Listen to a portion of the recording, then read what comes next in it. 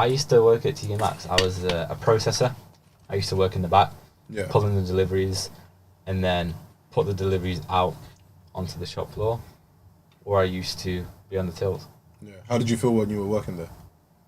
At first, it was all right. Right. Because I saw it as like me gaining the experience of working, right? So I was like, okay, I'm like in a social environment where I can talk to people, I can maybe work on like building my confidence and charisma. So I just used to talk to random people and strike up like the most random conversations ever. What, to make the time go by and just get your social... Yeah, literally. Because all everyone would do is every single worker would walk into that place and the first thing they would ask you would be, oh, what time do you finish? I was like, what kind of question is that? That's weird, yeah. I've just got into work and you're asking me, oh, what time do I finish? And I'm like, probably like 6 p.m. or something, whatever, right? Right. And they're like, oh, I'm in till 8. And I'm like, nah, not even that. But they were just negative straight away. Yeah. And it's like, after a while, I was doing that same shit. I was walking in, I was asking people, oh, what time do you finish? Oh, I'm in till fucking 6:30 or something, right? So I started to think like that. And yeah, over time, I just knew that, okay, that's not what I wanted to do. Like, I always knew, like, long term, like, obviously I'm not going to stay there, right? But I felt like a big calling to leave after like a year of working there. Yeah. After a year of working there. But in that year, I was thinking, every day I woke up thinking, damn, I need to make money online. And I just didn't have anything to mind. I didn't stay consistent with like looking, trying different things. And then I bought Andrew Tate's Real World Hustle University. Yeah. Wait, don't tell me that's how you got started. Yeah. So that's how I got started, bro. So I bought Andrew Tate's Hustlers University. I did not see this coming. Yeah. Hustlers University 2.0. Okay. I bought that, and in that, this isn't an affiliate marketing for it. No. I promise you guys. Far from it. Far from it. But I bought that. And you can select it. It had like different options, right? Yeah. So you can select like cash rich if you have a lot of money but not enough time. Like what business models are best for you. And it had like a time rich because that's what I had at the time. Yeah. I didn't have any money. I had a good amount of time, so I was like, all right, let me just click this option here. And it was like, oh, you should learn copywriting. Right. And I was like, copywriting, what's this? I remember I googled it. I was like, what's copywriting? And I remember the definition was the art of like selling with words. And copywriting, that's like when you write emails and like sales. Yeah, so like copywriting is like everywhere, bro. Right. It's just like it's a crucial part of advertising and marketing. Like the emails that you get, the ads that you see, like all Facebook ads, Google ads, YouTube ads, they've all got copy in. Yeah. All adverts in general, they need copy. Right? Yeah. I think I remember that. I remember this is how old I am. Dan Locke used to say about being a copywriter and a high-ticket salesperson. I remember he was the first person I ever heard about copywriting from. But yeah. I watched him. You watched him? Mm-hmm. Oh shit! Is he still about? He's still around, bro. He's not left. He's still here. He's still doing his thing. Oh shit, man! I was a big fan of Dan Locke. Yeah, he was good, but I realized like if I actually wanted to be a good copywriter, I had to have like an actual like coach, someone who's actually going through my stuff, right? Because in Hustlers University, I remember it was stupid. Like they had like other people reviewing your copy, and I was like, hold on, like these guys aren't like where I want to be. So why am I taking advice from them? Yeah. So then from there, I convinced myself. I was like, all right, I need to buy a copywriting course. Let me just save myself the trial and error of doing shit, getting it wrong, or at least like speeding that up. Like, I'm still gonna have that to an extent, but with a coach or a mentor by my side, I can just go through that journey much quicker. So I remember I was on YouTube and I just typed in copyright videos and the first person that came up was someone called Matthew Morgan. He was an Irish guy and he was saying how when he was 19 he started making 5k a month as a copywriter. And I was like, shit, like that's exactly where I am. I was like 18 turning 19. I was like, this guy seems like he knows what he's doing. He's got a course, he's got some free training. I watched it all out. I watched all his videos, took notes, even like signed up to like all his email lists and like I was stalking his IG for a while as well. Yeah. I used to message him. I used to message him and immediately he tried selling me his course. Of course. Yeah. Of course. Yeah, and I was like, yeah, I don't have the money for it, but thanks for letting me know. And then I kept seeing other people winning from what he was posting because I stayed in like his free nurturing funnel. Yeah. And I was like, yeah, I need to buy his course. So I remember it was summer 2022. I'd just finished school, just left school, just finished my A-levels. And I was like, yeah, I need to buy his course, right? I'm starting uni, but this can't be it. I have to get out early. So I was like, all right, let me just look at everything I have now. Let me just save for like 3 months, right? And then I want to give myself 6 months of runway. So what I wanted to do was save up so that if I didn't earn a single penny within 6 months, I could be fine. And in the worst case, I'd have to go back and get a job. But in my mind, I was like, that can't happen.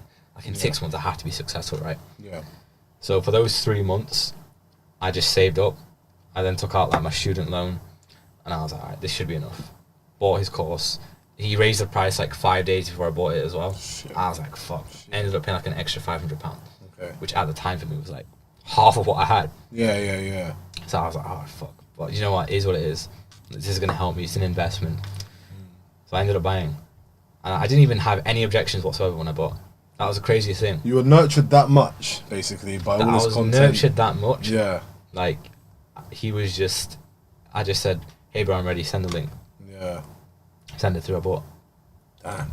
I paid, and I got into his course. Started going through all this shit. I was excited. I was like, "Holy shit! Like, this is probably the biggest thing I've ever done in my life." Like, I remember speaking about it to like my friends before. And like my dad, and I was all like, "Oh, don't do that. Like, you don't need that. Like, you know, so much money for what? Like, what you really get in? Is Do it you worth think it's it?" weird though? But they'll be okay with you paying to go uni. That's it, bro. It's like the equivalent of, it's like less than uni, but that's so odd because I got the same thing when I started buying courses online. I was buying like a lot of video editing and stuff, videography, stuff like that. I think I bought a personal training as well. Personal training. Not like me to be a personal trainer, but someone to train me. Oh, And right. like teach me about nutrition and stuff like that. I got the same thing that you got though. Like, oh, what's the point? Blah blah blah. So that's interesting. It seems like everyone gets that. Everyone in our space. Yeah. I think it's just the people that I was around as well that wasn't like super ambitious, so they couldn't understand like the value I'd get from that. Yeah. And I remember there was like, "Oh, you could probably find something cheaper for better." It's not always about cheaper though, is it? That's it. It's like, I don't want to pay a cheaper price. You pay for what you get. Yeah. You can either pay for like jet fuel or you can pay for like premium K1. You would run in like a fucking Formula 1 car. With that, you know? Fully That's get what it. I want. Fully get it. So wait, hold on. All right. So if you started off at copywriting, Yeah.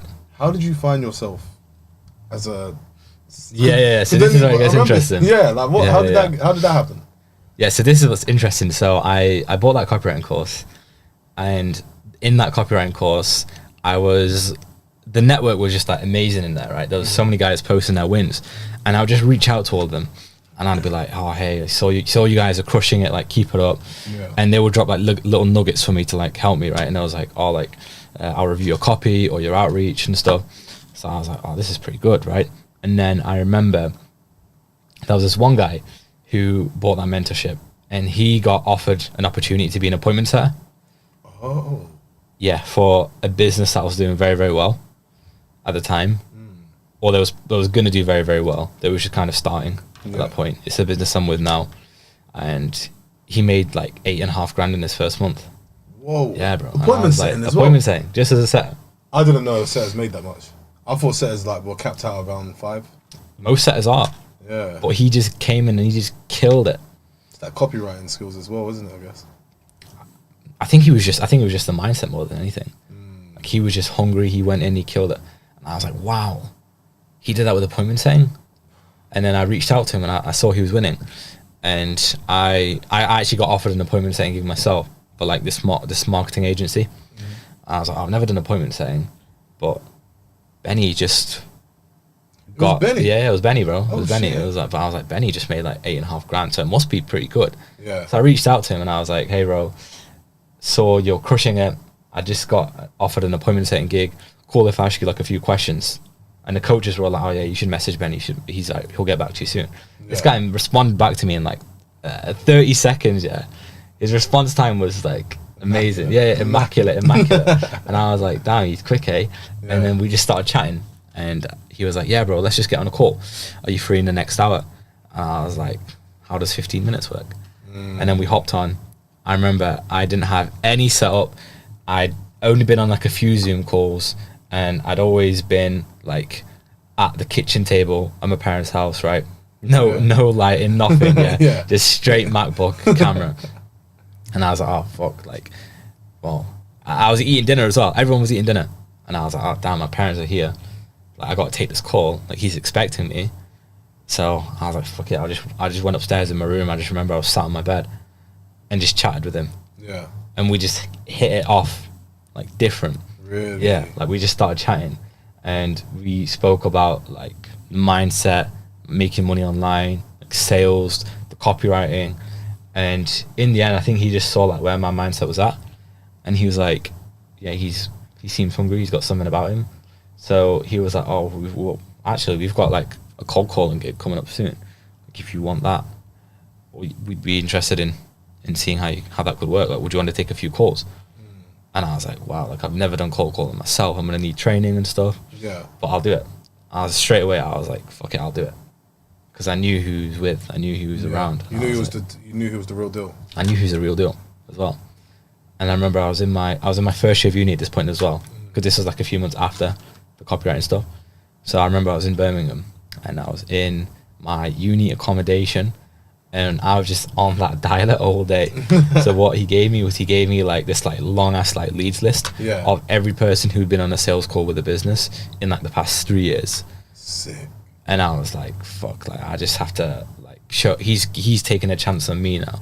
I can't let him down. I have to perform, right? Yeah. So I was just on that dialer all day, going through the script that Benny gave me, just calling. calling. And every time someone booked, I'd get so gassed. I'd like take a quick picture and then I'd send it to Benny. And I was like, hey bro, I just booked someone. And he would gas me up as well. He would gas me up. He was like, let's go. I don't know if inside he thought I was like a freak or what, because he's just celebrating like a call booking. I mean, that's an achievement though, isn't it? And I'd never done anything like that before as well. It's first ever time cold calling, first ever time doing anything in sales. And your first time was doing it remote. That's a really good introduction, because when I came into sales, because that's where I originally came from before content. I was doing like bathroom sales. So I was gonna do, it was either security guard after college or sales, because I heard salespeople make the most money. So I was trying to get a few jobs, and then I done bathroom sales. And to be honest, because I was around like them type of people, bro, I really enjoyed it. And I was like top salesperson. I was like 21 to like maybe 24 while I was there. Wow. I know, right? And I was earning more than like all my friends. So I was earning around sometimes 3K, 4K. But for a young person, that's a lot of money. That's a lot for like a young guy. Yeah, for a lot of money. And then that's how I bought that mic over there, these stands. Then I bought my studio equipment. I always had a studio from when I was in like a hostel. But I was able to buy proper gear. Do you know what I mean? So sales has always been good to me, but I guess different times, because Was you making music at this point as well? I've always made music since I was like 12. No way. Since I was like 12. I've always like ran businesses, let's say, because when I was like 12, I would charge people like £2 to come into my nan's house to record. So we went to your nan's house. Yeah. Did she have a studio? I had a studio. Oh, right, you had a studio. So I just had a mic, Fruity Loops, and just the mindset to say it's £2. £2. It's bro. £2 a person to come in. And what was your sales strategy? How did you bring in leads? How did you make sales? Just the man them. Because the thing is, everyone raps around me, innit? So I thought, instead of being a rapper, I always liked Dr. Dre. So why not be a producer? And then there was a time where my nan wouldn't let anyone in. So I was like, they'll pay though, nan. And I lied first to my nan to let them come in. And then I was like, you lot, my nan said you got to pay. And then from there, people just started paying me. And it went from £2 per person to £10 an hour. Now I charge £50 an hour.